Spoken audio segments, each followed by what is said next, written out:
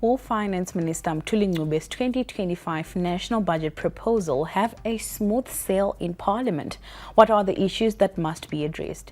Today, captains of industry told the Parliamentary Committee on Budget and Finance that allocations and taxes may need to be revised. We get more from our business correspondent, Melissa Chatikobo. The Confederation of Zimbabwe Industries called for a tax relief for its members.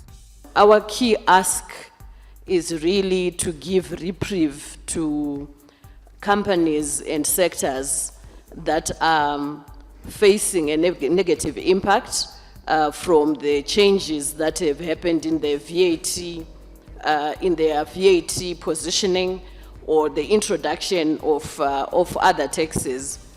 Confederation of Zimbabwe Retailers also explained why the finance minister has to relook at the tax proposals. If the economy is 60% informal, then basically what it is meant is that we continue to pile more taxes on already compliant businesses. And Honorable Chair, I should highlight to you that for a supermarket to stand, if you really have to be compliant, you need 32 different licenses. One of the key issues that parastatals and industry bodies raised before Parliament was the low budget allocations. Zimbabwe Chamber of Small to Medium Enterprises say Parliament should push the minister to revise the proposed disbursement. Small and Medium Enterprises Development Corporation was allocated the equivalent of $4 million United States dollars, which they say falls short of their obligations. We feel that the allocation to SMEDCO should be reviewed with a clear view of the implication of going into African Free Continental Trade Area without adequately preparing our businesses to effectively compete. Institute of Chartered Accountants of Zimbabwe says the minister can explore alternative source of revenue through the diaspora community. This, they say, may reduce the minister's heavy reliance on taxes. That $2.5 billion in remittances that we are talking about, we should be able to capture that through VFX, SECZIM, or the International Financial Services Center, where we've got specific bonds, where we've got identified cash-generating projects, and diasporans can buy into those bonds, which we can invest locally. Parliament will begin to debate the national budget next week. For now, the Budget Committee is working towards ensuring that all concerns are considered. Reporting for ZTM Prime, I'm Melissa Chatikobo in Mount Hamden. We are now joined by business correspondent Eben Mabunda to discuss concerns raised by industry on taxes. Eben, good evening. Thank you so much for joining us. How important is it for the minister to consider the issues of taxes that are being raised by business? Good evening.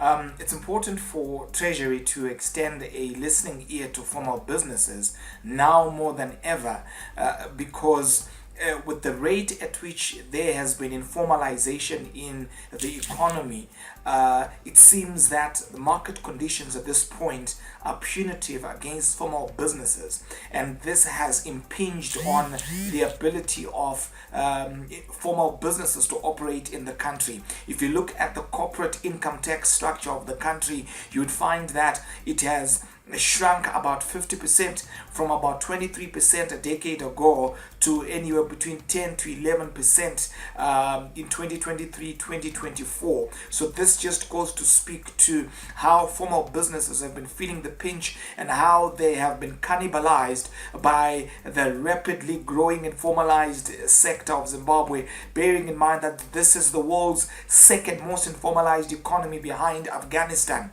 So even all that formal businesses are to be protected, it would be important to extend a listening ear to formal businesses, but it would be a catch-22 situation in the sense that Treasury is also looking to glean taxes from these formal businesses. When we speak of a budget, more often than not we think of the allocations without paying much attention to where those allocations would be coming from, and so that would be a channel that Treasury would also be looking to explore to be able to finance all the activities of central government.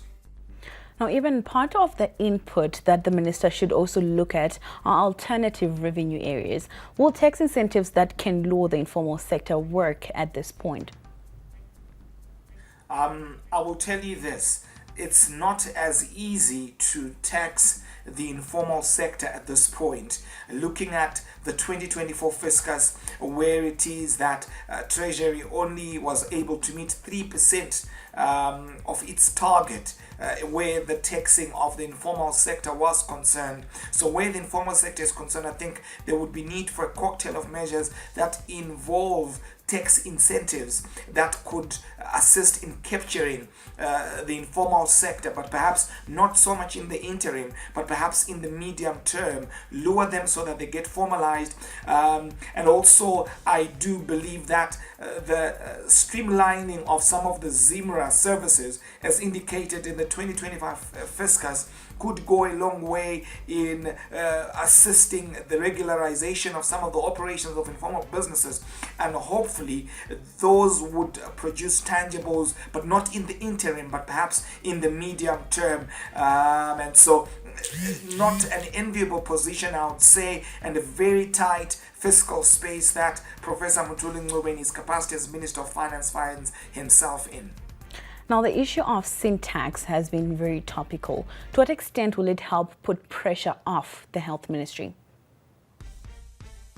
Well, it's a subject of much conversation, much debate, but when you look at the potential benefits that could be harvested from this kind of an initiative, you look at the state of public health in the country, the shortage in terms of medicines in our health institutions. In some of the institutions, you will not find the cancer treatment equipment, equipment that treats kidneys, and all of these things that are needed within our medical facilities. So this could be one way that Treasury could plug the holes, as it were, where the country's health fraternity is concerned. So while business would lament on the one hand, but on the other side, on the other hand, there could be positives. But then again, the subject of transparency would be important, where the utilization of these taxes are concerned, where the health sector is concerned going forward. Konapo, ipapo, ba ZTN Prime, DSTV channel 294, the place to be.